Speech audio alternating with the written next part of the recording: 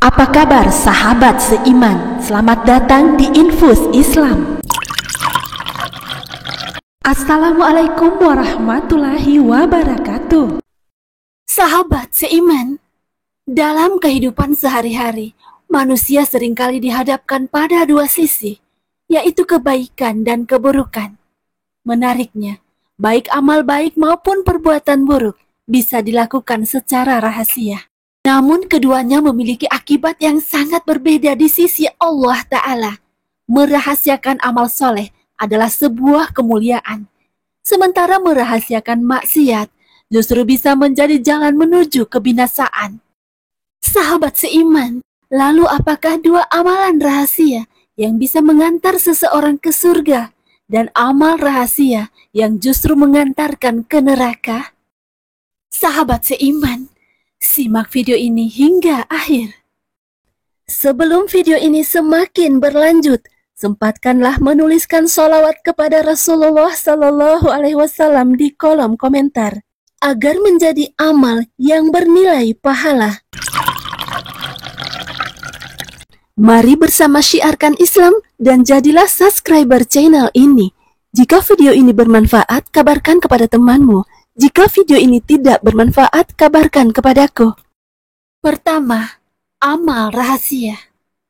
Sahabat seiman, amal rahasia adalah amal soleh yang dilakukan dan hanya Allah Ta'ala saja yang mengetahuinya.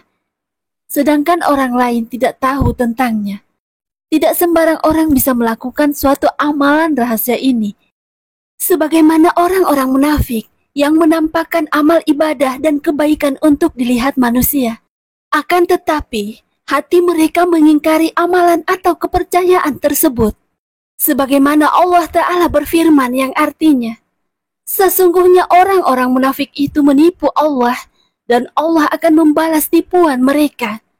Dan apabila mereka berdiri untuk sholat, mereka berdiri dengan malas. Mereka bermaksud ria dengan sholat di hadapan manusia, dan tidaklah mereka menyebut Allah kecuali sedikit sekali. Al-Quran Surah An-Nisa ayat 142. Sahabat seiman, dari ayat ini dapat diketahui dua ciri atau sifat orang munafik dalam melakukan amal ketaatan, yaitu malas melakukannya dan berharap sanjungan dari orang lain. Oleh karenanya, amal rahasia tidak mungkin dilakukan oleh orang-orang munafik. Sahabat seiman, amalan rahasia secara umum bisa dikategorikan menjadi dua, yaitu amal rahasia yang tempatnya di hati, biasa disebut dengan amalan atau ibadah hati. Contohnya, ikhlas, tawakal, takut, syukur, ridho, sabar, muhasabah, tafakur, muhabbah, takwa, wara, dan khusyuk. Dan yang kedua, amal rahasia yang dilakukan oleh anggota tubuh yang asalnya bisa dilihat oleh orang lain, tetapi ia menyembunyikannya. Amalan yang dirahasiakan ini biasa lebih menjaga keikhlasan. Allah Ta'ala berfirman, jika kamu menampakkan sedekahmu, maka itu adalah baik sekali. Dan jika kamu menyembunyikannya dan kamu berikan kepada orang-orang fakir, maka menyembunyikan itu lebih baik bagimu. Al-Quran Surah Al-Baqarah ayat 271. Sahabat seiman, Rasulullah Shallallahu Alaihi Wasallam pernah bersabda, ada 7 golongan yang akan dinaungi oleh Allah dengan naungan arsy-Nya pada hari di mana tidak ada naungan kecuali hanya naungannya semata. Di antaranya, seseorang yang bersedekah lalu merahasiakannya sehingga tangan kirinya tidak mengetahui apa yang dilakukan oleh tangan kanannya, dan orang yang berzikir kepada Allah di waktu sunyi lalu berlinang air matanya. Hadis riwayat Bukhari dan Muslim. Berikut beberapa kisah ulama terdahulu dalam merahasiakan dan menyembunyikan amalan mereka. Al-Hafiz Hamad bin Zaid rahimahullah pernah mengisahkan, Ayyub As-Sikhtiyani pernah berada dalam sebuah majelis hingga ia mulai menangis karena suatu kalimat.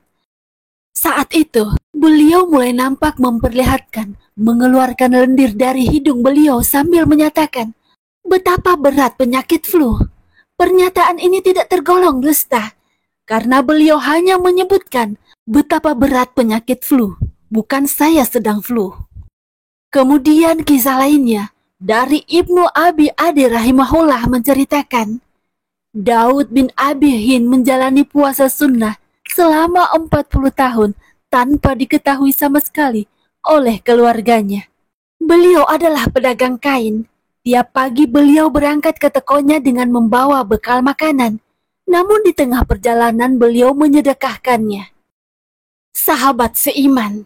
Yang kedua, dosa rahasia. Dosa rahasia adalah dosa yang dilakukan secara sembunyi-sembunyi jauh dari pandangan manusia dan hanya diketahui oleh pelakunya dan Allah Ta'ala. Dosa rahasia bisa dikategorikan menjadi dua, yaitu dosa yang ada di dalam hati, seperti iri, dengki, ujub, sombong, dan lainnya. Dan dosa yang dilakukan oleh anggota tubuh.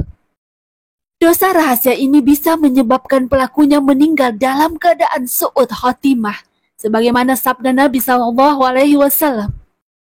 Ada seseorang yang melakukan amalan penghuni surga hingga terlihat oleh manusia menjadi penghuninya, padahal ia termasuk penghuni neraka. Sebaliknya, ada seseorang yang melakukan amalan penghuni neraka hingga terlihat oleh manusia, ia menjadi penghuninya, padahal ia adalah penghuni surga. Hadis riwayat Bukhari dan Muslim.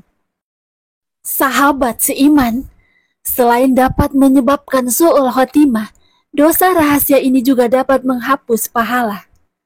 Dari Sauban radhiyallahu anhu bahwa Nabi SAW bersabda, sungguh saya telah mengetahui bahwa ada suatu kaum dari umatku yang datang pada hari kiamat dengan membawa kebaikan sebesar gunung Tihamah yang putih. Kemudian Allah menjadikannya debu yang berterbangan. Sauban bertanya, wahai Rasulullah, sebutkanlah ciri-ciri mereka dan jelaskanlah perihal mereka agar kami tidak menjadi seperti mereka tanpa disadari. Beliau bersabda, sesungguhnya mereka adalah saudara kalian dari golongan kalian. Mereka sholat malam sebagaimana kalian, tetapi mereka adalah kaum yang jika bersendirian, mereka menerjang hal yang diharamkan Allah. Hadis riwayat Ibnu Majah.